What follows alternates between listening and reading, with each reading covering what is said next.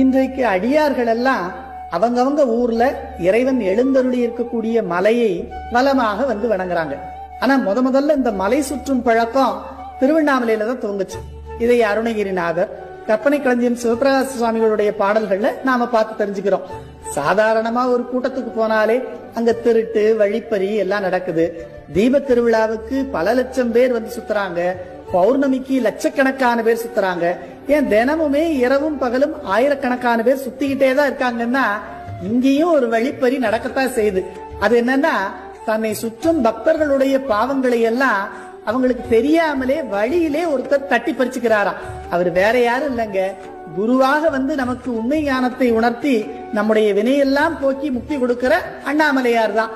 தொண்டர் வலமாக சூடும் மலை, சூடும் அவர் பண்டை வினையெல்லாம் பறிக்கும் மலை, அண்டம் உருவுமலை, எந்தை குரு ஓம் நமச்சிவாயர் மருவுமலை அண்ணாமலை. குரு நமச்சிவாயர் அருளி செய்த அண்ணாமலை.